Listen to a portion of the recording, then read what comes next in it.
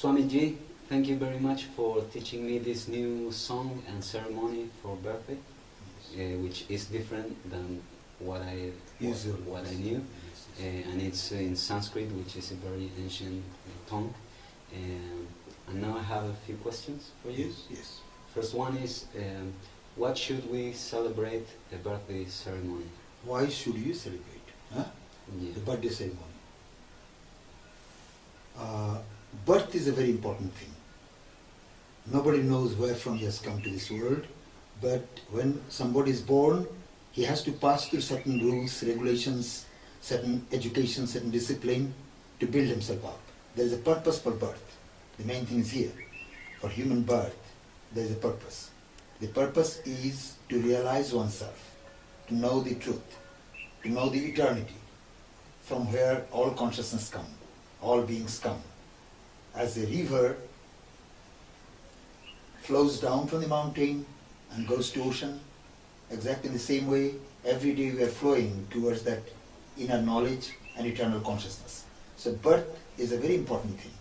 Now every year if we celebrate birthday, we have an opportunity to reckon what we might have done before and what we need to do further. This is important thing. Every year when the birthday ceremony is celebrated, then we have an opportunity to think that what is my accomplishment all through 20 years, 24 years, or 30 years, or 40 years, or 50 years, and what I must do further. Because human life, few days, and it is like a bulb. A bulb is fused, but electricity is not fused. So your knowledge is not fused. Your knowledge is not dead. Your experience is not dead. Your mind is gathering knowledge all the time, every moment, through your senses and through your contemplation. And this knowledge is acquired. But the body, when it is old and old, it falls off. And then again another body comes, another body comes. So the knowledge goes on and on, flowing on and on, until it has the vast expansion, the vast experience of the inner consciousness. And then the knowledge merges. So till we get perfection, we need to proceed on, keep going, and in this process, like milestone, how much we have come and how much we need to go, every year if you celebrate birthday, you have a chance to know that what you need to do further. Okay. Clear? Clear. Okay. Okay. Second question is, people talk a lot about yoga these days. Yes. What is actually yoga? Yoga. Yeah. As a matter of fact, the whole universe is moving with this principle of yoga.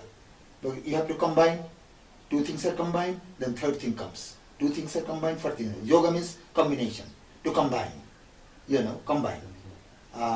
Like a seed and the earth combines together and a tree comes out.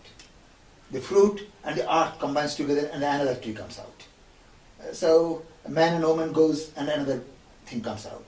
You understand? So everything is going on with yoga. You put some rice, you put some water, and then a little fire, then it becomes rice. Eating, you understand? So everything is yoga. But these yoga are transitory. Like if you have no money, you get money, you have a yoga, money yoga. You have no wife, you have got a beautiful wife, now wife yoga. You have no child, you have got a child yoga. But this yoga has biyoga, separation. This achievement is maybe assailed with separation, time and on. But if you have the yoga of your consciousness, inner consciousness, eternity, when your yoga of eternity, your mind is concentrated on the consciousness, on divine, on God, and you have the experience of God, that experience lasts forever. Forever and forever. Even after death, it continues. So yoga means actually having the mind concentrated on the eternity. And you have an instinct of eternity. Everybody has this. Like people have instincts. Like if you see a mango, you have instinct of eating. You see a child, you have an instinct of loving. So there are many instincts working in us. But there's the highest instinct is the God instinct.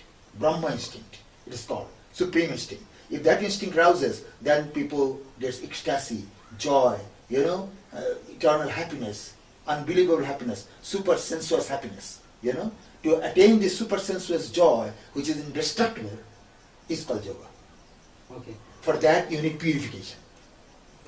Impurity. If there's a curtain, you don't see the light.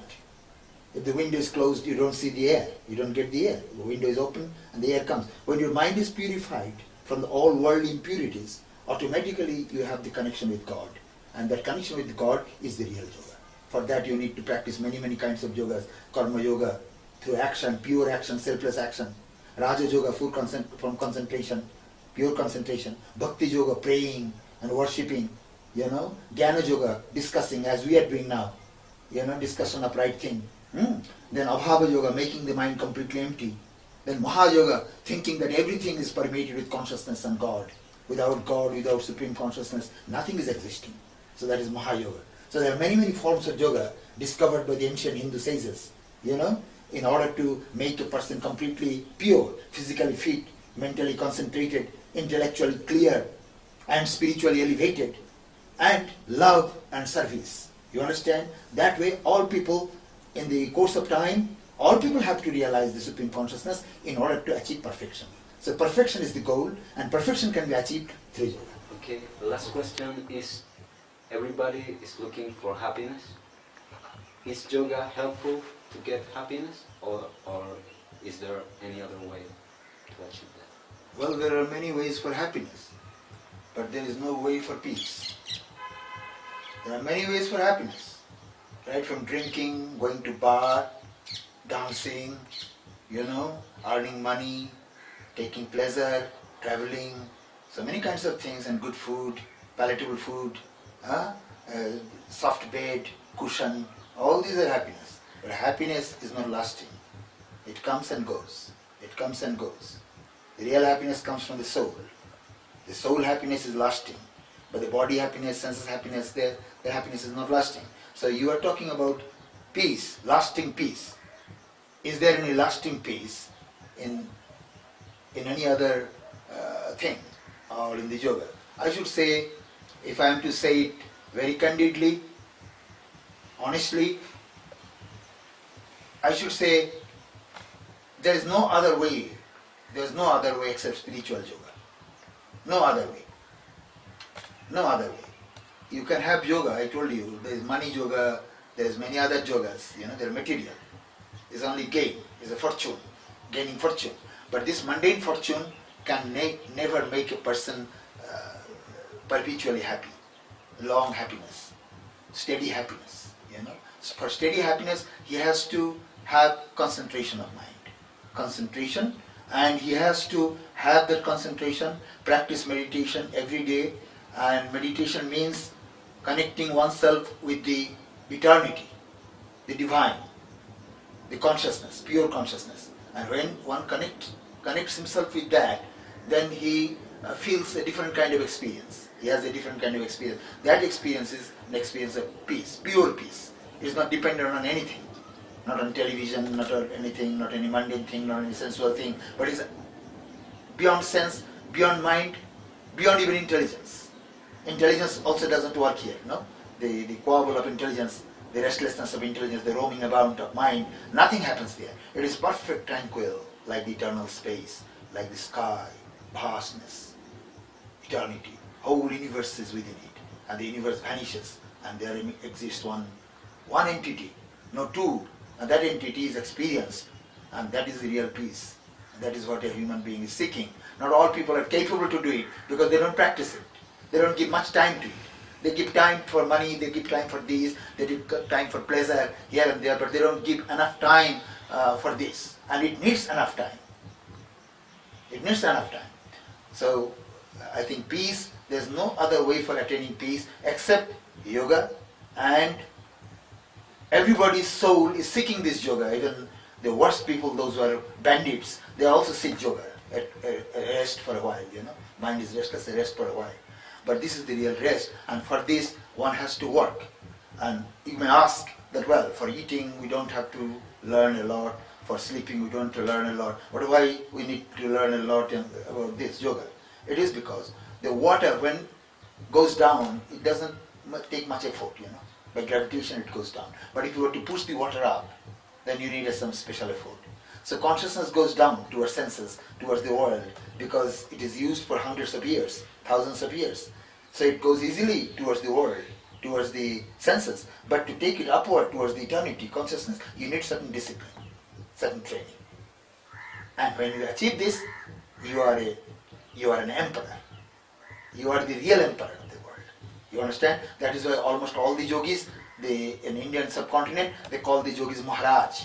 Maharaj means the king of kings, because he has conquered the mind. Understand the point? Yeah. Yes. Thank you for asking these questions. No, thank you for the answers. Yes, and you asked intelligent questions, and I can believe that Argentinian people are also intelligent. Some of them.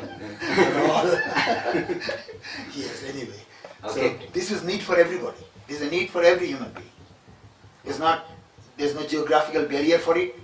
There is no caste, creed, community, religion. It is for every human being. Peace is an eternal voice. Like music is an eternal thing. So peace is an eternal thing. For peace, every individual, I think the modern problems of the world can be solved by yoga.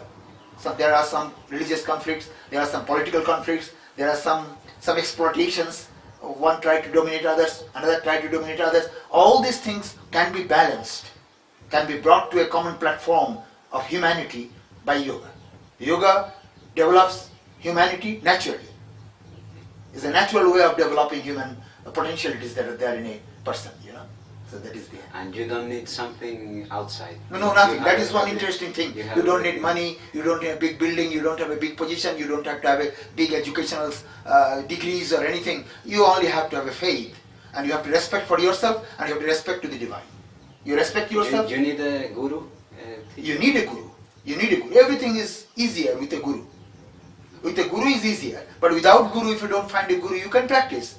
No problem. You can practice. But if you have a guru, it becomes easier. Like you have gone to a jungle. It is a cold time. It is evening.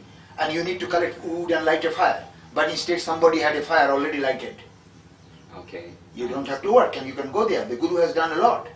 So it is much easier, Like if you have to walk or if you have to go on a horseback to Delhi or Argentina on horseback, it will be very difficult. Yeah. Say a motorcycle or even a car or even an aeroplane would be much easier. So guru means an aeroplane. Or going alone is like a bullock cart and you are going on horseback. Facilitator. Pardon me? Someone that makes... The mantra that you are chanting, there is a mantra, you chant a mantra. Mantra is a very useful thing. Sound, sound symbol.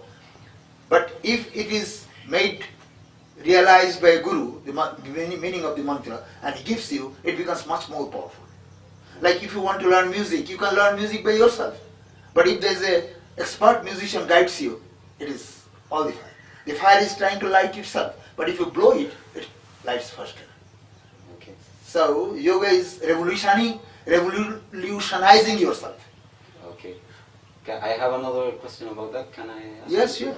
You have. How do you pick the right teacher or the right guru? The world moves by heart. You have to try. The world moves by heart. The world doesn't move by mind. The mind often commits mistake, but heart doesn't commit mistake.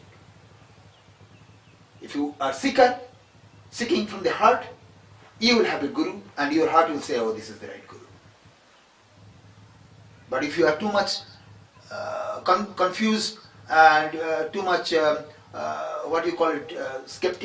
skeptical mentality. This whether right or not? Oh, this means this and this means you will never find it. One, okay, this is. Even if the guru is a thief, but he has given a mantra and you say, he is my God. He may be thief in his own place, but he is my God, and so you will get. Okay. You will get. Africans who are there for thousands of years in Africa, and they have been eating not even mangoes, eating meat, drinking, dancing. But when Europeans came, they discovered that there are mines of diamonds. And they discovered that the Africans became laborers working there in the mine. Exactly the same way. The guru may be a thief, but if you give in a mantra and you have faith, you get success and guru is going to hell. But never mind, guru will never go to hell. Right, guru will never go to hell. If you seek, you will get. Ask, it will be given thee. Knock, it will be open unto thee. You can search for a guru inside of you? Yes, if you search for a guru within inside, I think at any rate, the fire is there in the wood, but the wood can never light the fire. Somebody has to come and light it. The fire is in you. It is already in you. But you need to light. You need to light it by somebody. Some guidance is needed. This is the law. You cannot help. Otherwise, what would happen? The tradition will be broken. The teachers and students' tradition is a great tradition. In every field of life, that will be broken. So nature has made this, that you have to have a perfect knowledge from a perfect guru. Perfection is the goal. And to take help of a guru, you need to surrender. You need to humble yourself. You cannot be proud and get it. On the top of a mountain, no water accumulates. You have to be a little low, So these are the law, that you have to be humble, you have to be gentle, you have to be patient, and then learn from the guru and follow him, and he asks things and you should do it as he has asked exactly, and then the result is sure to come to you, an easier way. If a good driver is there, you sleep in the bus. If the driver is drunk and a new one, then you cannot sleep. Every time you feel, oh, what is going to happen, what is going to happen. Am I right? I think so. You think so? Okay. Thank you. Thank you for that. Okay. Thank you very Okay. much. Thank you. Yes. Have a good time.